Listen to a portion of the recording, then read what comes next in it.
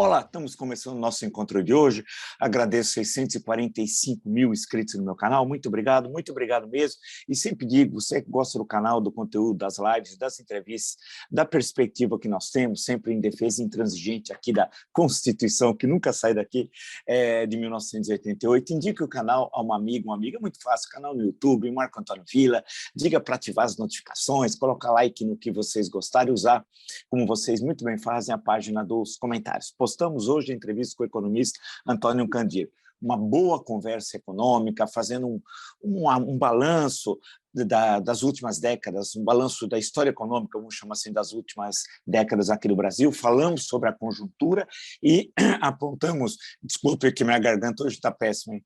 E apontamos as perspectivas para 2022. Uma boa conversa, uma análise legal, tem questões muito interessantes sobre produtividade, anotem ali, que é uma boa questão, uma boa análise que ele faz, extremamente interessante, né?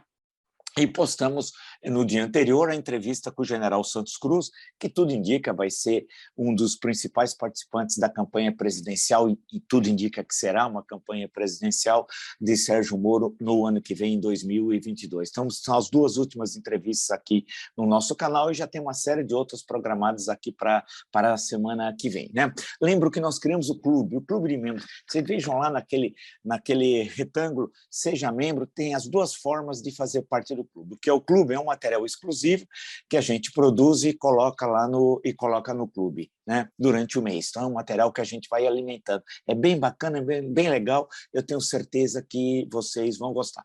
Lembro também que no Twitter vocês podem me seguir pelo Vila Marco Villa, no Instagram, @Marco Antônio Villa Oficial, e na plataforma de curso, www.cursodovilla.com.br.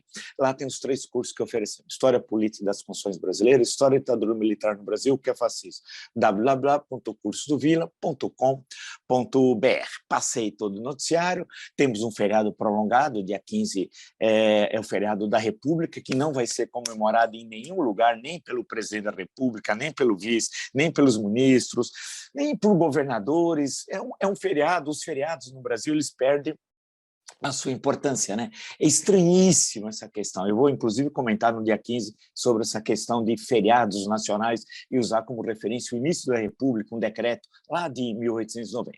Mas, só para lembrar que quando tem ainda feriado prolongado, a impressão que dá é que os problemas do país se congelam. Seria tão bom, né? Se tivesse tudo parado e a política vai para a praia, vai para o interior ou vai para Dubai, como Asmodeu Bolsonaro, o Jair Asmodeu Bolsonaro lá foi para Dubai.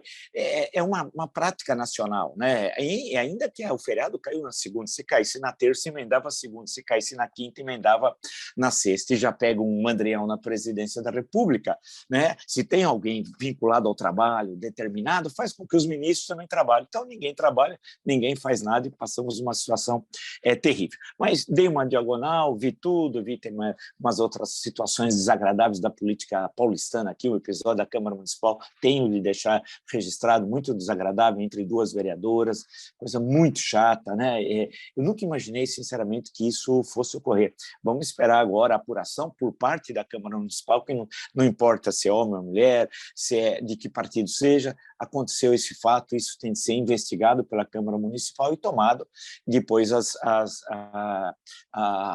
decisões e aquelas pessoas que têm responsabilidade nesse fato pagarem por isso. Não sei, no mínimo o Conselho de Ética da Câmara Municipal de São Paulo tem de se reunir para ver que punição se aplica em situações como essa muito desagradável que lá ocorreu. Bem, aí eu passei também no noticiário, vi fofoquinhas, vi debates, essa história de cancelamento das redes, né?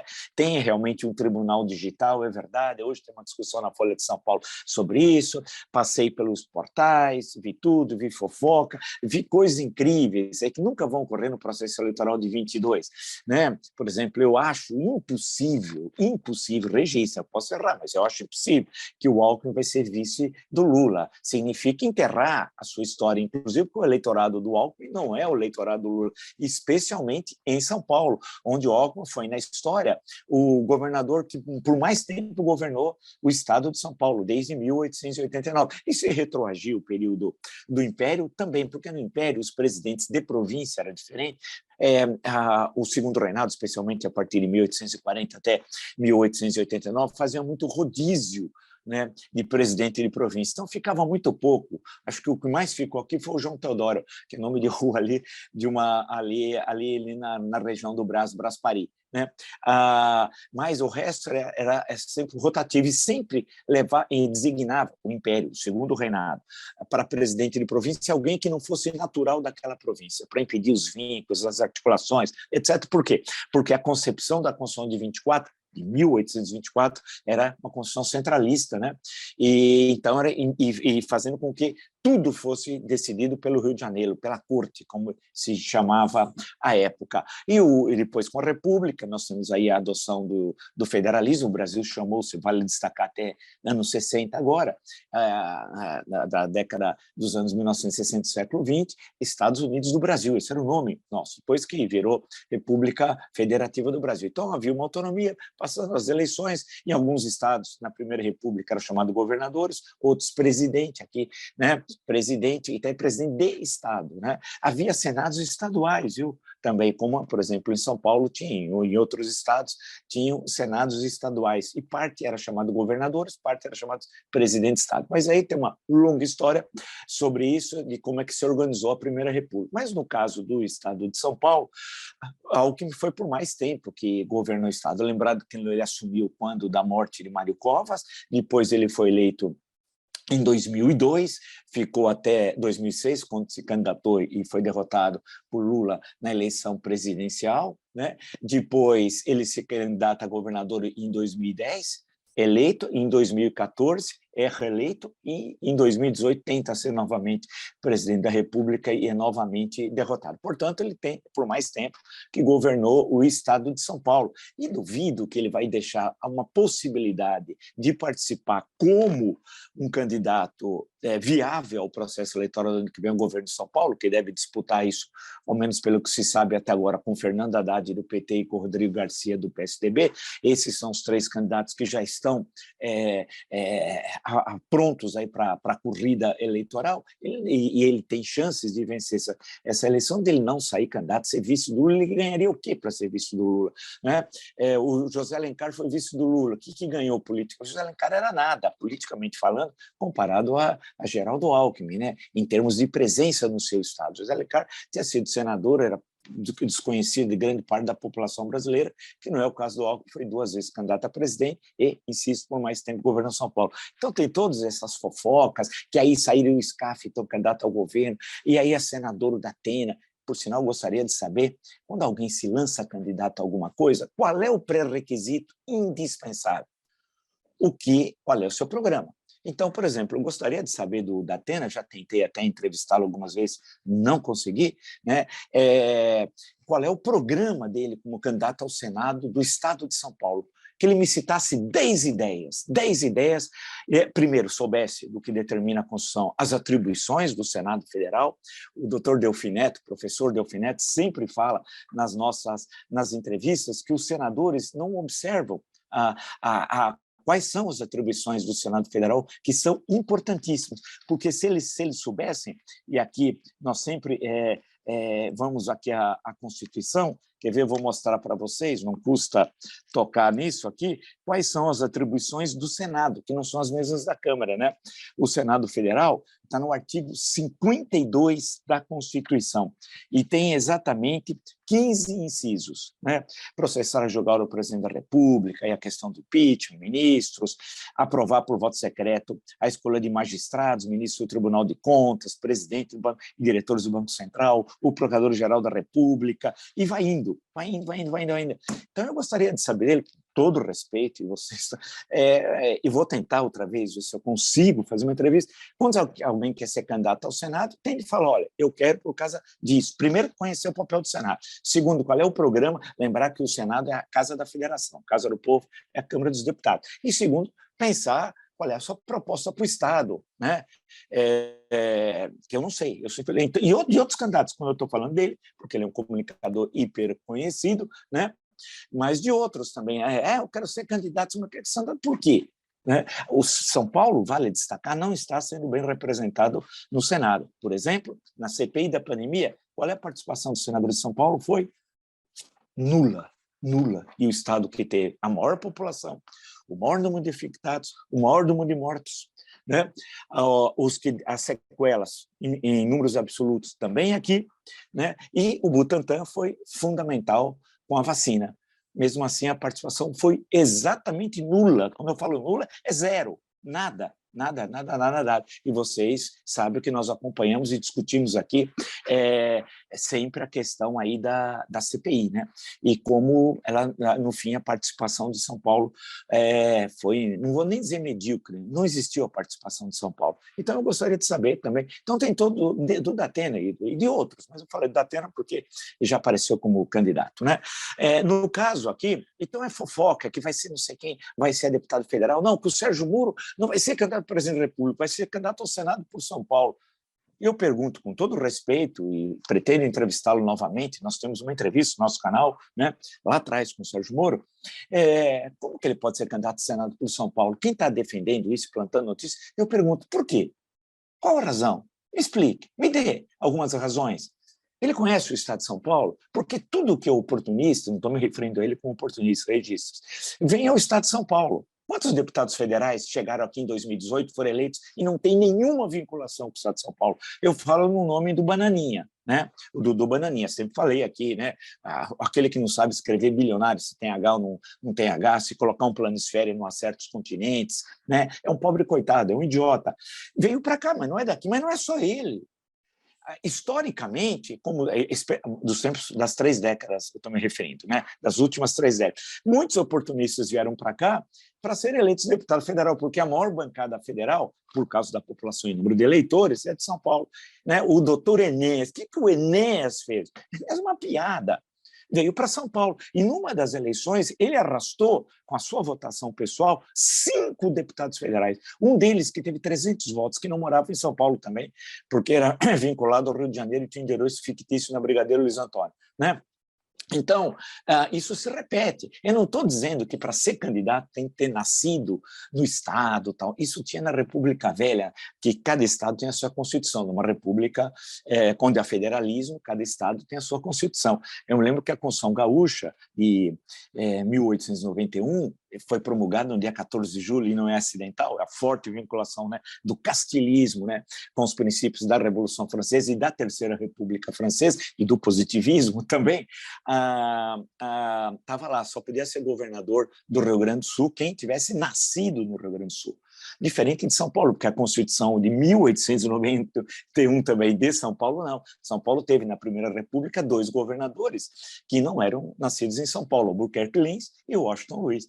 Você vai falar assim, mas o Washington Luiz não era de São Paulo? Não, Rio de Janeiro, Macaé, daí que tinha aquela musiquinha de carnaval, Paulista de Macaé, né? Porque ele fez a carreira política aqui, estudou no Largo São Francisco, depois foi prefeito da capital, entre outros cargos, depois foi governador de estado e depois presidente da República, e escreveu sobre a história, tem um livro dele até na Capitania de São Vicente, que incentivou muitas pesquisas de história de São Paulo. Isso deve ser também destacado. Mas o que eu estou me referindo à questão, então, de deputados federais, por exemplo, precisa ter vinculação efetiva, né? Então, não é, então você vê as fofocas, não, esse vai sair, vai ser senador professor, não, esse vai vir aqui, o outro vai para lá. Então, grande parte, não, vai ser engraçado, por exemplo, em julho, não vamos falar muito tempo, julho, que já está definido do ano que vem, as candidaturas para todos os cargos, a gente vai dar muita risada, retroagindo e vendo essas coisas. Grande parte de tudo isso aqui não vai acontecer. O Alckmin vai ser candidato ao governo do Estado, ponto. Seria impossível que ele não fosse, né? Vai estar o Rodrigo Garcia, que já se sabe do PSDB, que é o candidato único lá do partido, num acordo interno, que ele saiu do DEM e foi para o PSDB, o Haddad deve ser o candidato do PT, e vai ter um ou outro candidato que vai depender dessas composições. Mas a questão que se coloca na presidência da República, aí eu vou focar agora a questão da União, da questão da presidência da República, é como é que vai ser essa articulação lá na presidência da República. Eu estava vendo uma pesquisa que eu já tinha recebido há uns dias atrás, mas agora o jornal Globo, de hoje, fez um levantamento que da ideia Big Data. É interessante essa pesquisa, sabe? Que aponta que a baixa aprovação de Bolsonaro põe em risco seu projeto de reeleição.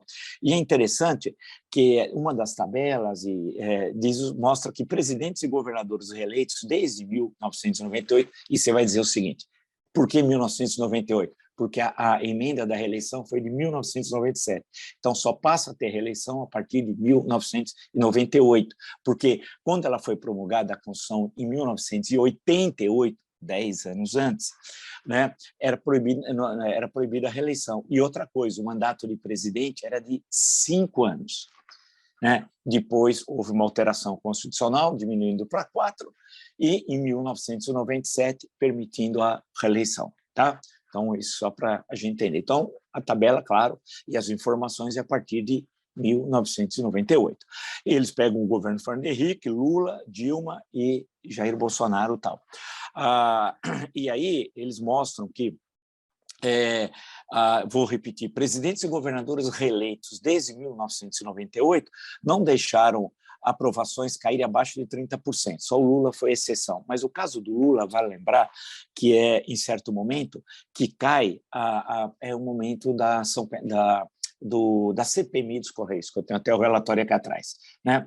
Final, é o segundo semestre de 2005 e o relatório foi aprovado, salvo engano, em abril de 2006. Foi o momento mais difícil em que a aprovação dele foi mais baixa, tal, né, que quase abriu-se um processo de impeachment em dezembro de 2005 e janeiro, fevereiro de 2006. Mas ele conseguiu rapidamente rearticular sua base de apoio, se livrou de Zé Dirceu, etc., tal, e trouxe o PMDB com o Sarney, Renan Calheiros, etc., para o governo, né, apoiado por esses políticos do PMDB, se fortaleceu, não queria o José Alencar como vice, está no meu livro Década Perdida, não tinha alternativa, acabou ficando com ele novamente como vice, e aquela estratégia do PSDB naquela conjuntura, que era para deixar o Lula sangrando, expressão usada, Lula sangrando nas cordas para vencê-lo facilmente em 2006, foi um equívoco, um rotundo equívoco. Esqueceram de combinar com os eleitores, né? Porque o Lula conseguiu se rearticular, as alianças,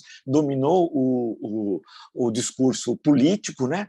Se articulou muito bem, o Bolsa Família começou a dar os primeiros sinais de vida efetiva, que é um programa, e aí o Patrus Ananias é um homem fundamental, porque tentou-se fazer isso com Benedita da Silva originalmente, que altera o ministério, ela acaba sai do ministério depois que ela foi tomar um café da manhã em Buenos Aires com a extrema-direita argentina, e tal, houve um barulho, denúncia, ela acaba saindo, e aí começou a dar os primeiros sinais do Bolsa Família. E isso tem um artigo meu, vocês podem colocar no Google aí,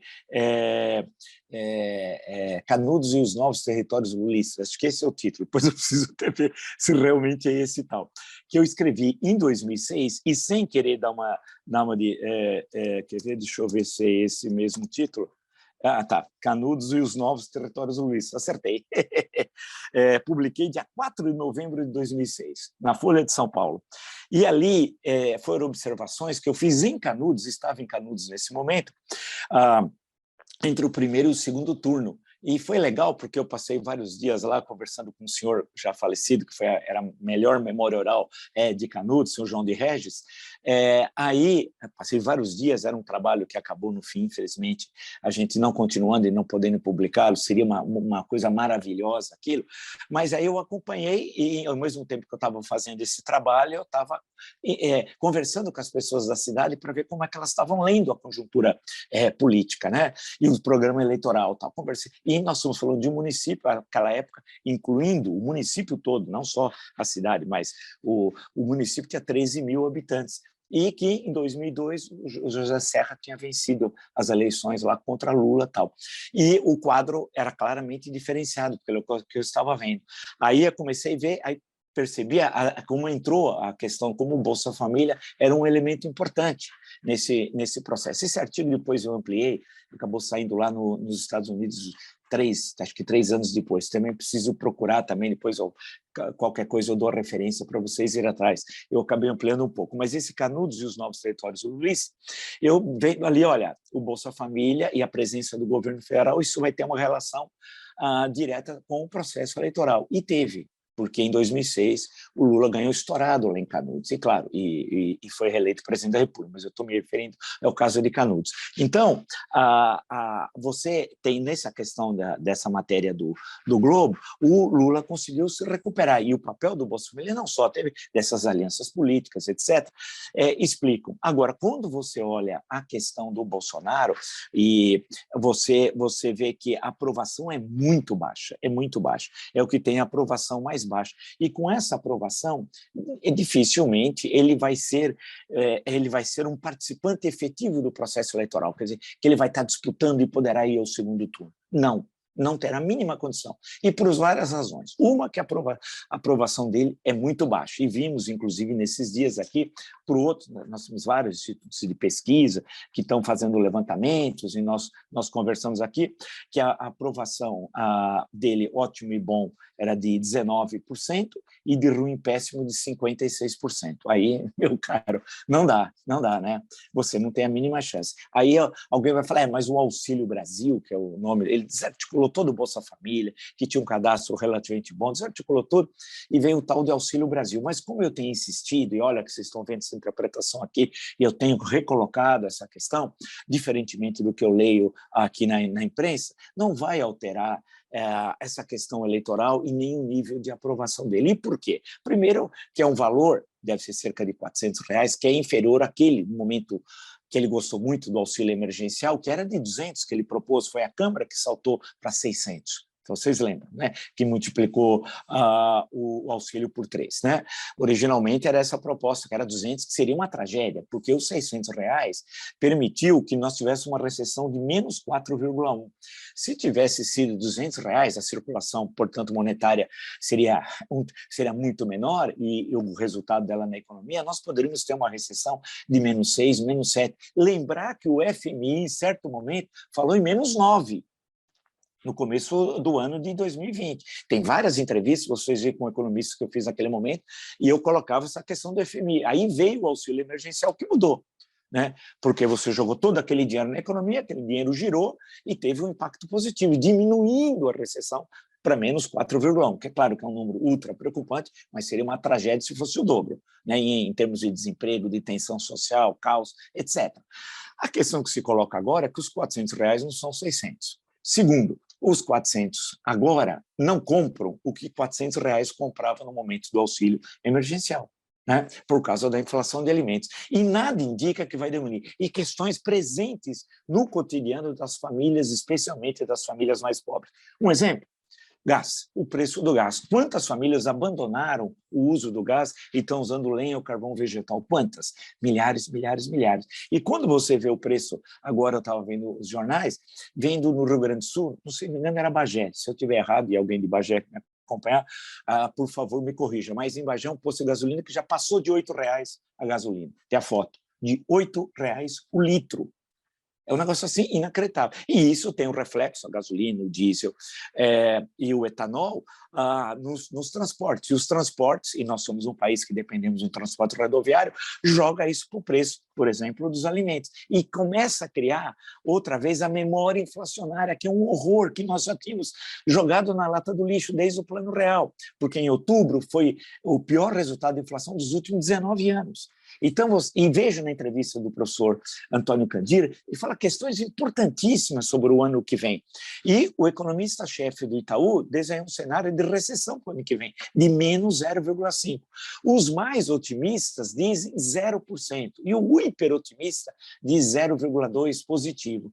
Mas o cenário que eu vinha já alertando é que falaram em 2,5% o ano que vem, depois 2% positivo, 1,5%, 1%, 0,5%, alguns 0%, e o Itaú fala em menos 0,5%.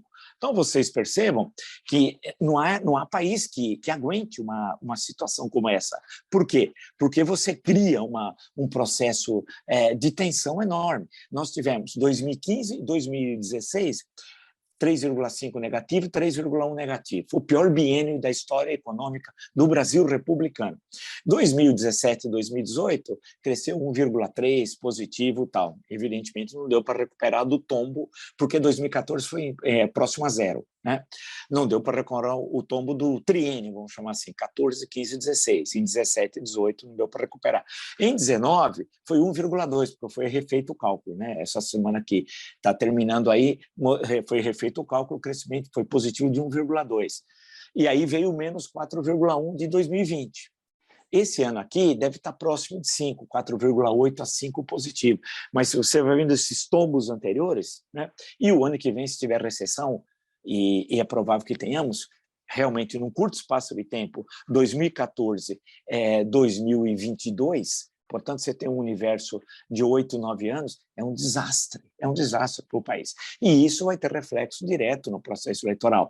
Portanto, quando vai começar efetivamente a corrida eleitoral, março, abril, Bolsonaro já vai estar sendo acossado, primeiro Lula disparado, e ele acossado por concorrentes que querem ultrapassá-lo, do segundo lugar, e vão ultrapassá-lo. E ele vai chegar no dia 2 de outubro, que é o primeiro turno, no primeiro domingo de cada do mês de outubro, como reza a Constituição, né? Ele não vai estar, ele não vai chegar ao segundo turno, que vai ser no último domingo, que é no dia 30. Né? Ele não vai estar. Então, agora, você imagina, você que nos acompanha, e eu tenho insistido aqui, o que ele fará no momento que ele perder essa corrida. Por quê? E isso é muito importante. E aí vamos dar o nosso fecho hoje dessa nossa conversa. E por que é importante? A extrema-direita mundial, da nazifascista europeia e norte-americana, e o Steve Bannon é o que está por trás, inclusive agora estão pedindo a prisão do Steve Bannon lá nos Estados Unidos pela invasão do Capitólio, no dia 6 de janeiro. Tá?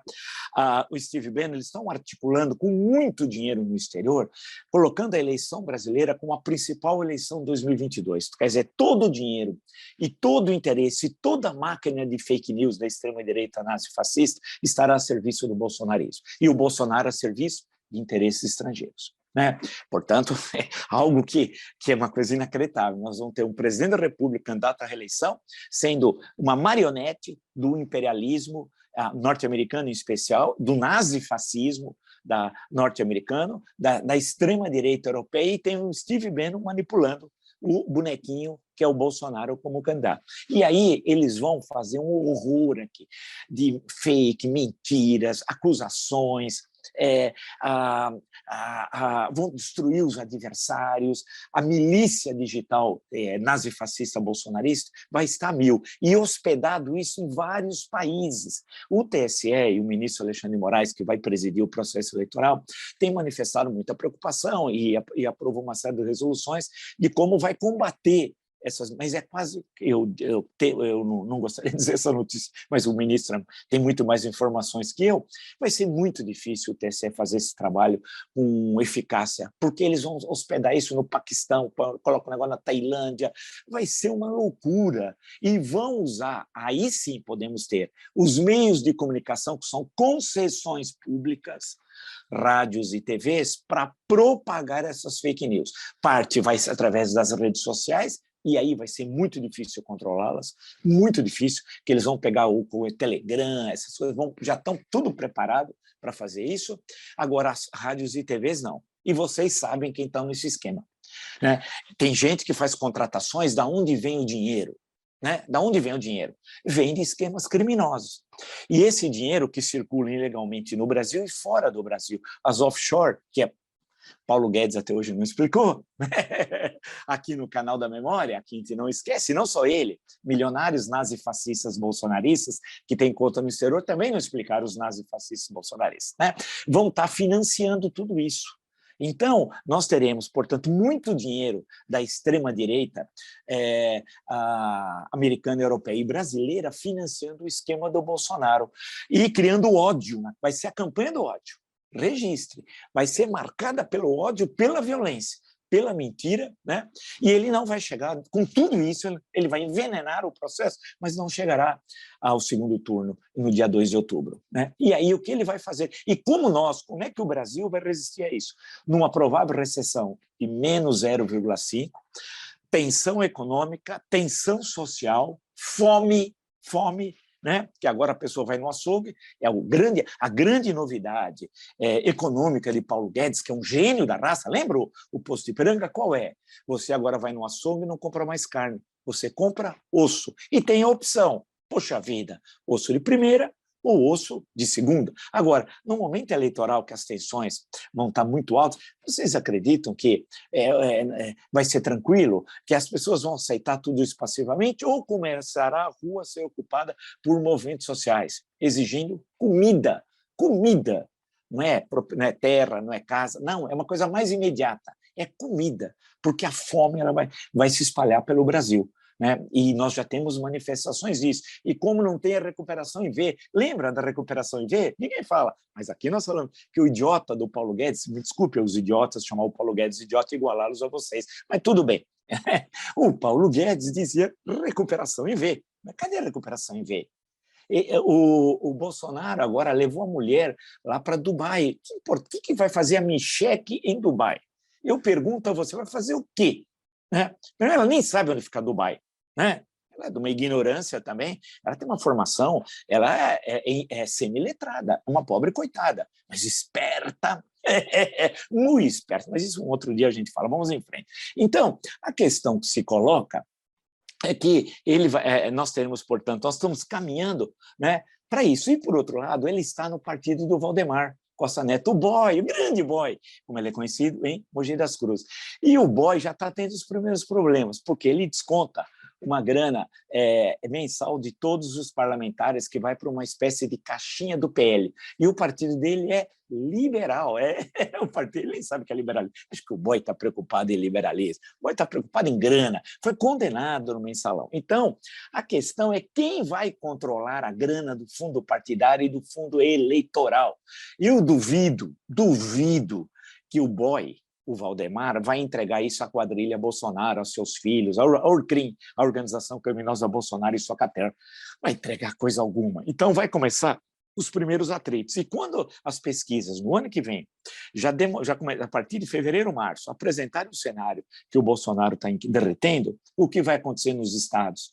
Os candidatos do PL vão correr para quem é viável eleitoralmente. Quem poderá, se for candidato mesmo, o Lula, poderá ser o Sérgio Moro, poderá ser Ciro Gomes, poderá ser João Dória, o Eduardo Leite, não sei quem vai ganhar no PSDB e tal.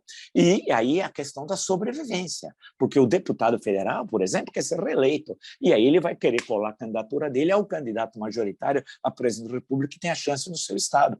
E aí começa a debandada. E aí vai começar a crise dentro dos liberais, entre Bolsonaro, nazifascista, e um estelionatário como é o Valdemar da Costa Neto, o boy, que foi condenado no mensalão, condenado, foi o mensalão, ação penal 470, tinha 40 réus, diminuiu para 38 e 25 foram sentenciados. Entre outros, Valdemar da Costa Neto, né, e Roberto Jefferson, grande Roberto Jefferson, grande pessoa, né, grande figura tal, eram todos lulistas. E o que vai acontecer em 2022? Na hora que o Valdemar sentir isso e o pessoal do PL vão abandonar o Bolsonaro. E aí vai ser, então, aquele horror. Então, esse cenário que eu estou desenhando para vocês, eu estou muito preocupado, porque nós temos de aproveitar o processo eleitoral de 22, no bicentenário de independência, que ninguém fala, que é algo importantíssimo, 200 anos do nosso país, ninguém fala nada. A única coisa boa, e isso é importante, é a reinauguração do Museu de Ipiranga, que está belíssimo o trabalho, belíssimo, nota 10, com louvor e distinção. Mas, excetuando isso, não vi nada que está sendo feito. Então, nós vamos, ao envenenar o processo eleitoral, vai ser muito difícil discutir ideias, né, projetos para o país, porque os candidatos vão ter de responder acusações de fake news, né, ao invés de discutir projetos, e o eleitor vai ficar como? Você não vai ter dificuldade de saber as propostas dos candidatos, porque eles vão ter de responder toda a maquinação colocada pela quadrilha Bolsonaro e sua catera. Então, será um cenário extremamente preocupante, e aí vai ser engraçado o Bolsonaro se apresentar como candidato liberal. Seria alguém legal perguntar para o Bolsonaro e sua caterva. Se eu pudesse ter essa oportunidade. Tem gente que fala com eles todo dia, mas tem medo de perguntar, ou quando perguntam, é obrigado a sair do veículo. O que para você, criminoso Jair Asmodeu Bolsonaro, o que é ser liberal? Explique, fale 5 minutos. 5 minutos está bom, né? Explique 5 minutos. E para o boy, o Valdemar da Costa Neto, também seria maravilhoso chegar para o boy e falar: Valdemar, o seu partido é liberal. É o nome do partido. Valdemar, o que é ser liberal no Brasil na terceira década do século XXI. Vai ser engraçadíssimo. Ele vai falar, você está sendo inconveniente. Eles estão pensando em grana. O nome dos partidos no Brasil é uma grande piada tal, né? Um dia nós vamos até retomar essa questão. Então, é isso. A nossa conversa que eu quis hoje destacar é essa análise, né? E fica essa paralisia, porque você não tem a iniciativa política de partidos que tem de ocupar, não pode ficar parado. Mas o Bolsonaro vai ficar até quinta-feira lá no Oriente Médio, e daí? E daí? Isso não tem importância nenhuma. Podiam estar... mas tem um feriado na segunda, quer dizer que a Terra para de girar porque tem um feriado na segunda.